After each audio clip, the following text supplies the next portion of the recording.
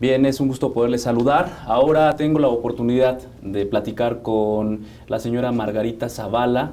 Muchas gracias por aceptar platicar con nuestro auditorio. Muchas gracias, Jorge. Y encantada de estar aquí en Michoacán. Gracias. Platíquenos el motivo de su visita para Michoacán. Estoy haciendo un recorrido por el país desde hace tiempo. Claro, cuando hay campañas políticas estoy más metida en las campañas y lo que estoy buscando es precisamente un contacto con los ciudadanos en un momento muy importante del país. Es un momento de mucha decepción, de mucha incertidumbre, pero yo lo que quiero es que veamos también de la enorme esperanza que tenemos, porque me consta todo lo que el pueblo de México puede dar. Y Michoacán no es la excepción. ¿Qué ha palpado en estos recorridos? Una enorme indignación, una inseguridad, una desesperanza en términos de que esto se arregle o no se arregle, y una confrontación constante en la sociedad que espero que más bien caminemos hacia la conciliación y hacia una construcción al futuro. ¿Qué futuro le ve a México durante los próximos 2 años que le restan a esta administración, que por cierto sucede a la de su esposo Felipe Calderón? En estos 2 años yo lo que espero es generar una fuerza ciudadana que esté mirando hacia el futuro. Y sí estamos ante la posibilidad clara de 2 cambios, porque la gente quiere cambiar. Entonces sí estamos frente a una posibilidad de cambio que tiene que ver con la destrucción, con la exclusión, con el atajo intelectual, con esta idea mucho más violenta de váyanse todos que llegamos otros, ese tipo de cosas, o lo que tiene que ver con una construcción a futuro, que hable de prosperidad de un país, no de cómo nos excluimos unos a otros, que hable de inclusión, que hable de suma y que por supuesto que hable de crecimiento. ¿Qué ha notado, qué ha palpado usted entre la administración en donde usted estuvo junto con su esposo, el presidente Calderón, a lo que ahora está viviendo México con el presidente Peña? Es que no hago así la comparación. Yo lo que hago es que siento de un país que lo conozco muy bien, que lo conozco porque he entrado en la política desde muy pequeña, lo conozco a través de las campañas políticas y también en mi trabajo en el sector, no solo privado, que te da menos conocimiento de un país, pero sí también del sector público.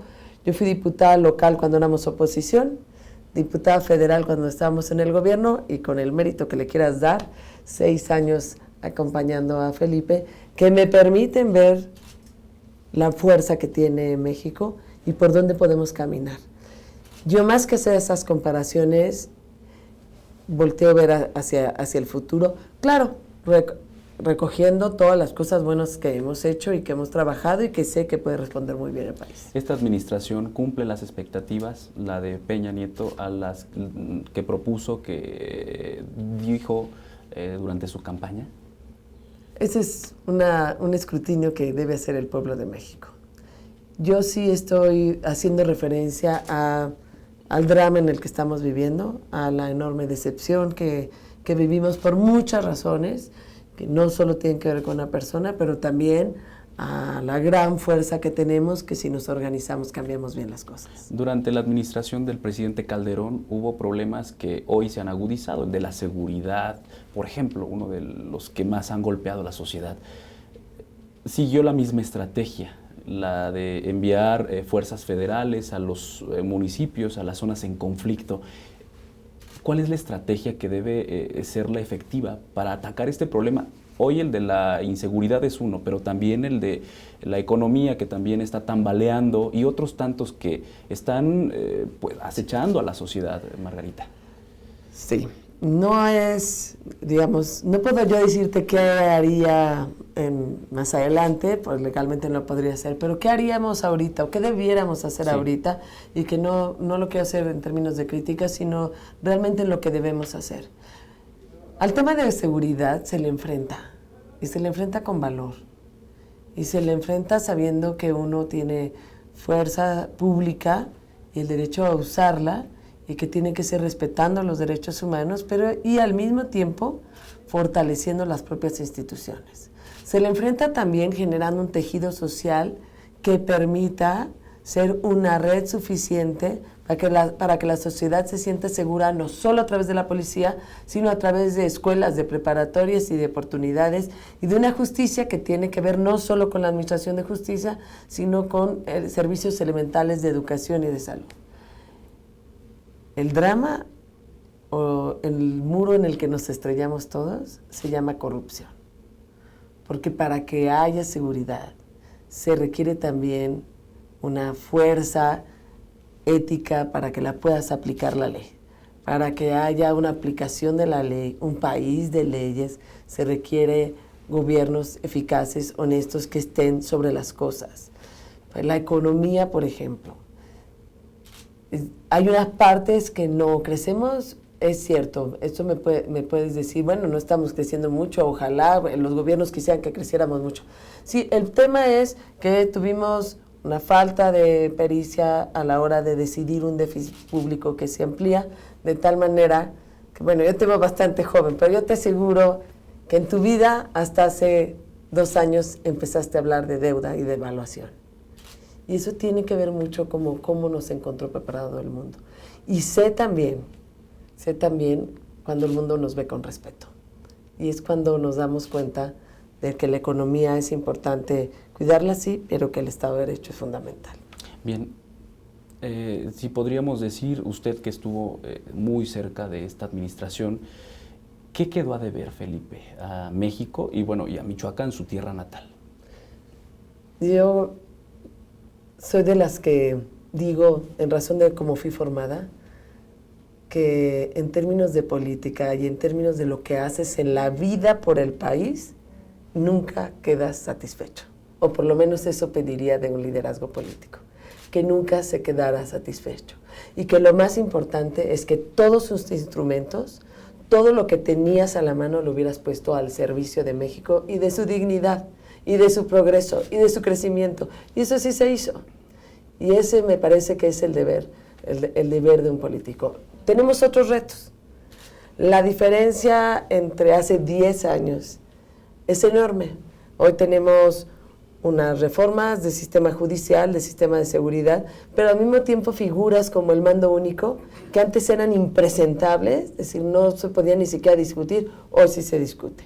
El tema no es el mando único solo, la clave es el control de confianza. Yo lo que haría es voltearía a ver más a los estados. Sería mucho más fuerte en el tema de control de confianza de las policías de los estados y de los municipios y de los ministerios públicos. Pero eso lo puedo decir ahorita porque ha venido también ya una transformación. El crecimiento económico, desde luego que tiene que ver con muchas cosas de circunstancias externas.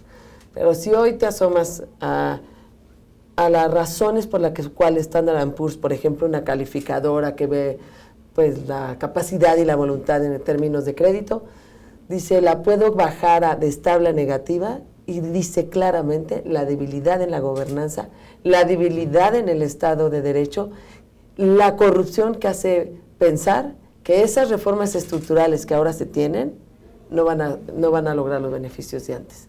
Entonces son temas muy distintos y retos muy distintos, yo invito a que esos volteemos a ver. Bien, señora, hay, como usted lo decía, circunstancias muy distintas a las de hace 10 años, un pacto por México que pues aceleró este paquete de reformas que en algunas de ellas coincidía Acción Nacional y que fueron propuestas incluso desde la administración. Que en casi todas, y, digamos, no fue en una la fiscal, y además hicimos muy bien porque es una reforma fiscal que solo buscó recaudar y que además no tiene ni siquiera los incentivos para poder crecer, y que acompañados con una corrupción eso detuvo el crecimiento, además de detener el presupuesto. Pero eso no es menor. El tema está en creer que las reformas eran unos fines. En eso a lo mejor tuvimos... No, puede haber una equivocación, fue tal insistencia, pero las reformas estructurales son herramientas, instrumentos, no fines. Y el hecho de haberlas acordado, que está muy bien, requieren de una eficacia y de una lupa y de una continuidad que a lo mejor no se está haciendo.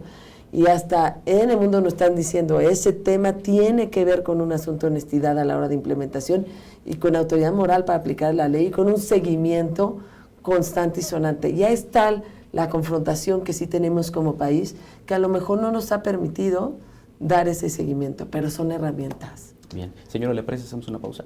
Sí. Vamos a hacer una pausa. Regresamos. Esto es La Voz de Michoacán.